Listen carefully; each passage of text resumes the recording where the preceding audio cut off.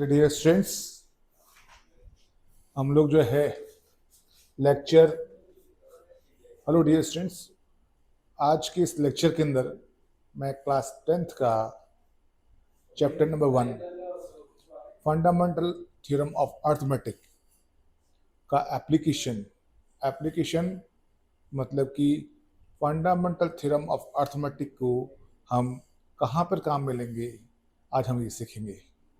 तो चलिए lecture number 3, आपने इससे पहले 2 लेक्चर देख लिए होंगे। अगर आपने नहीं देखा है तो आपसे रिक्वेस्ट है कि पहले आप उन दो लेक्चर्स को आप ज़रूर देखें। ये शॉर्ट वीडियोस जो हैं इनमें हर एक टॉपिक को अच्छी तरह से एक्सप्लेन किया गया है, डिस्क्राइब किया गया है, एक एक चीज़ को समझाने की पूरी कोशिश की है। तो चलिए लेक्चर नंबर 3 पे। तो देखिए स्टूडेंट्स, मैंने यहाँ लिखा है application of fundamental theorem of arithmetic. ये चीज़ पढ़ने से पहले मैं आपको एक छोटा सा बात पूछता हूँ, एक क्वेश्चन पूछता हूँ कि सपोज करें कि आप कोई भी एक नंबर सोचते हैं, ठीक है, और उसकी यूनिट प्लेस पे आप एक ज़ीरो लगा दीजिए। कोई भी नंबर सोच के उसके यूनिट प्लेस पे आप ज़ीरो लगा दीजिए और फिर इस नंबर को आप फैक्टराइज करें तो देखिए क्या मिलता है आपको। जैसे मैंने सोच लिया 170, यार यहाँ पे सिंगल ज़ीरो है तो इसका मतलब क्या हो गया, 2 और 5 दो फैक्टर तो आएंगे ही, और 2 कितनी बार आएगा, 1 टाइम आएगा। 5 कितनी बार आएगा, 1 टाइम आएगा। कैसे, वो देखिए आप। मैं 17 को 170 को 17 इंटू 10 लिख सकता हूँ। नाउ लुक, 10 को क्या लिखूँ मैं, 2 इंटू 5, तो 170 क्या हो गया, 17 इंटू 2 इंटू 5 हो गया। इन द सेम वे अगर सपोज करें कि मैंने 6060 लिख दिया, अब क्या होगा, तो 6060 को मैं क्या लिखूंगा, 6 इंटू 10, लास्ट में सिंगल जीरो है तो ठीक है, लास्ट में सिंगल जीरो है तो क्या होगा, 2 इंटू 5 तो आएगा ही आएगा, ये बात तो पक्की है। लेकिन जो 6 है उसका क्या होगा, वो आएगा 2 इंटू 3, तो 2 इंटू 3 इंटू 2 इंटू 5, क्लियर है, यानी 2 और 5 तो आ ही रहे हैं। अगर आप सोचो कि आप डबल जीरो लगाओगे, 2 जीरो लगाओगे तो क्या आएगा, 67 इंटू 100, ये क्या हो गया,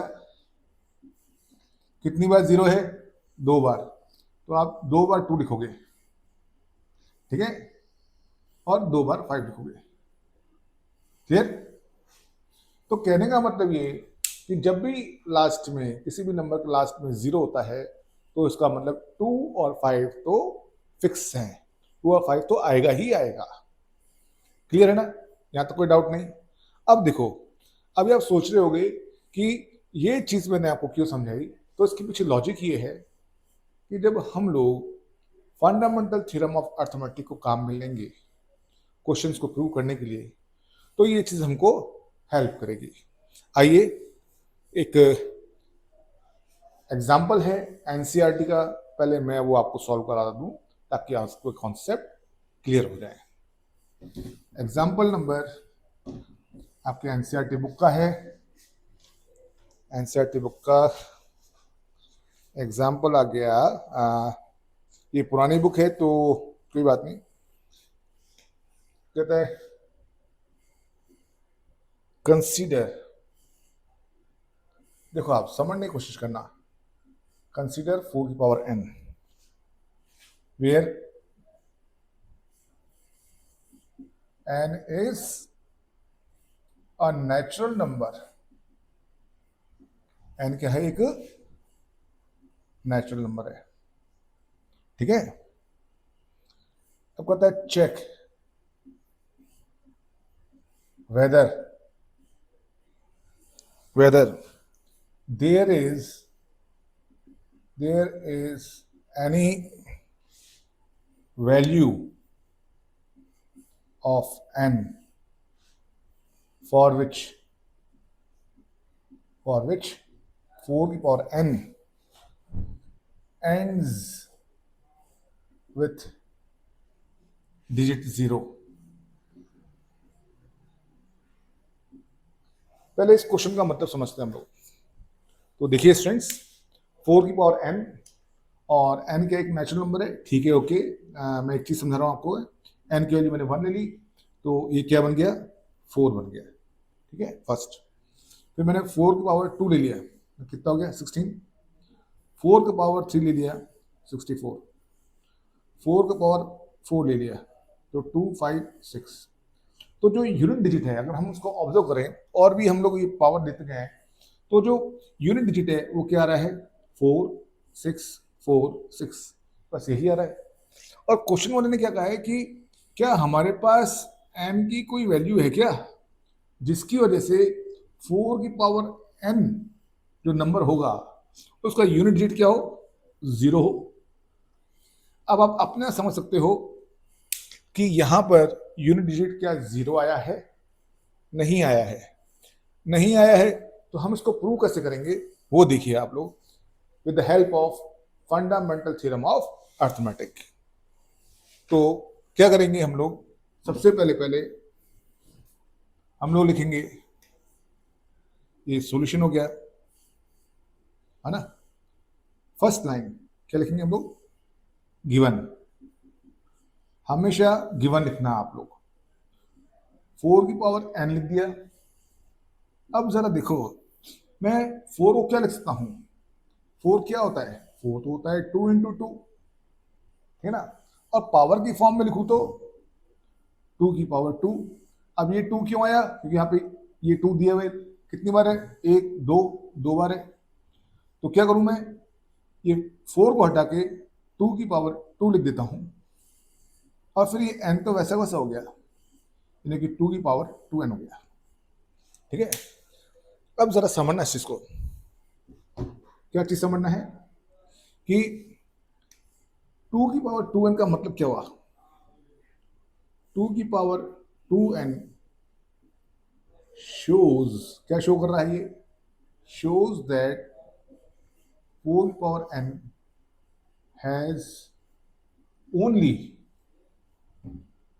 2 एज अ फैक्टर। क्या है, इसको देखते ही हमको मालूम पड़ गया कि इसके पास केवल मात्र 2 ही है जो कि फैक्टर है, ठीक ना। और क्या लिखेंगे हम लोग, वी नो दैट, क्या जानते हैं हम लोग, we know that any number,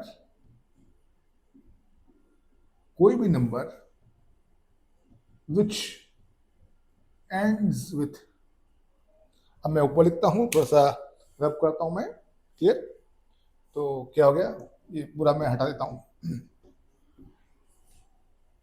तो क्या लिखेंगे हम लोग, we know that any number which ends with digit 0 must have 2 and 5 as a factor, but by uniqueness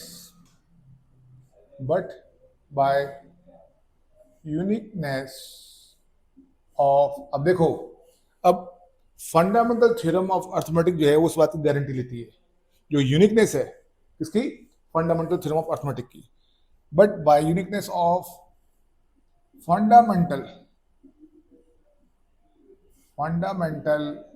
theorem of arithmetic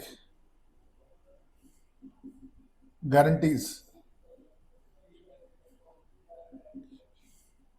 that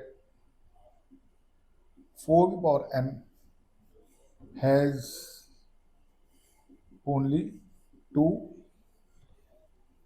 as a factor.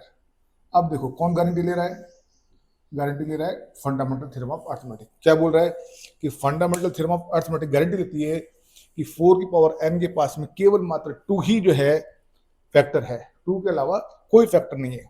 अब आप सोचो यार 2 के अलावा कोई फैक्टर नहीं है तो इसका मतलब क्या हो गया, जीरो लाने के लिए 2 के साथ में 5 का होना जरूरी है। यहाँ पे क्या 5 है क्या, नहीं है। तो क्या लिखेंगे, this statement shows that, this statement, yeah, this shows that